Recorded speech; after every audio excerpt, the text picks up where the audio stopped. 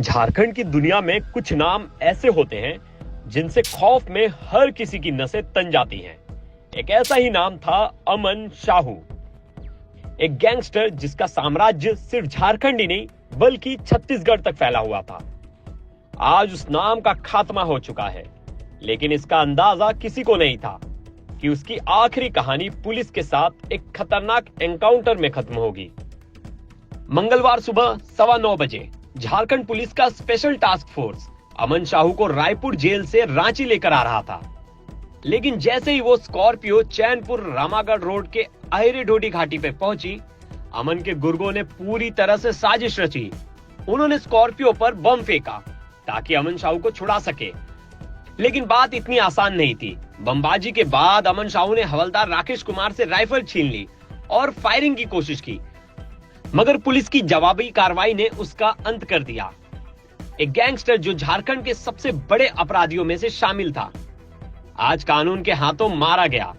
हवलदार राकेश कुमार को गोली लगी है और उनका इलाज पालमू के MMCH अस्पताल में चल रहा है।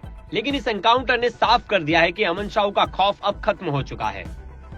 अमन साहू का जन्म 1955 में रांची जिला के मतेबे बुढ़ाबू गांव में हुआ था। एक साधारण छात्र जिसने पंजाब के मोहाली से IT में डिप्लोमा किया था, लेकिन जैसे ही उसने 2012 में घर लौटकर झारखंड जन मुक्ति मोर्चा के कुलेश्वर सिंह से दोस्ती की, उसका जीवन एक अलग मोड़ पर पहुंच गया।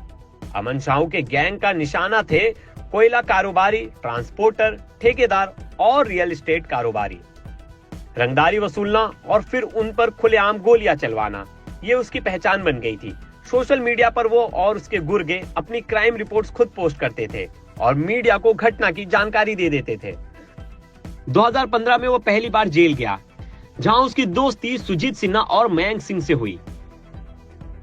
साल 2012 में अमन साहू की डिग्री कंप्लीट हो जाती है। फिर वो अपने घर वापस लौटता है।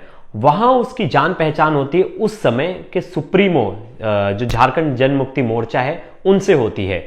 उसके बाद वो पहला कदम अपराध का वहीं से रखता है। 2015 में वो अपने पहले अपराध में, पहले केस में जेल में चला जाता है, जहां उसकी 2 लोगों से जान पहचान होती है। यहीं से वो अपना नेटवर्क बनाना शुरू कर देता है। यहीं से अमन साहू ने अपनी असली पहचान बनाई। नक्सलियों से लेकर दूसरे गैंग वालों से भी कनेक्शन बनाए। अमन साहू की गैंग की सक्रियता झारखंड से लेकर रायपुर और छत्तीसगढ़ तक फैली हुई थी। उसने जेल से भी रंगदारी का धंधा चलाया। रायपुर में भी उसने 2 रंगदारी के मामले में उसका नाम सामने आया और एक गोली कांड में लॉरेंस बिश्नोई गैंग का भी हाथ था। अमन साहू ने 2020 में झारखंड विधानसभा चुनाव लड़ा था, लेकिन उसकी सजा और आपराधिक रिकॉर्ड की वजह से झारखंड हाईकोर्ट ने उसकी याचिका खारिज कर दी थी।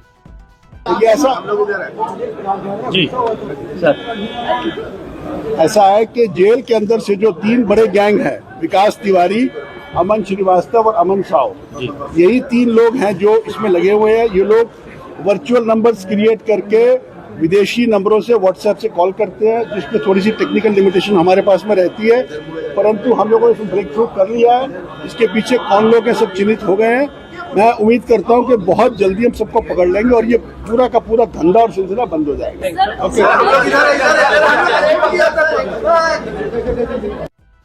ये वही शख्स था जो चुनावी राजनीति में भी अपनी जगह बनाना चाहता था, लेकिन कानून ने उसकी सारी उम्मीदों को चकनाचूर कर दिया। अमन साहू का नाम सिर्फ पुलिस रिपोर्ट्स और आपराधिक इतिहास में ही बचा रहेगा।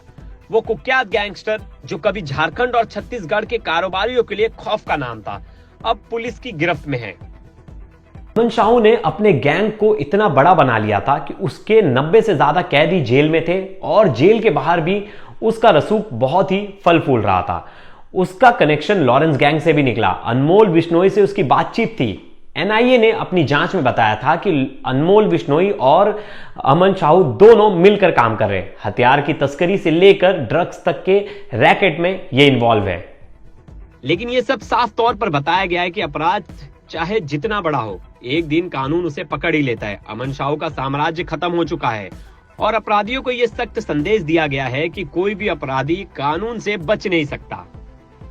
ब्यूरो रिपोर्ट, क्राइम तक।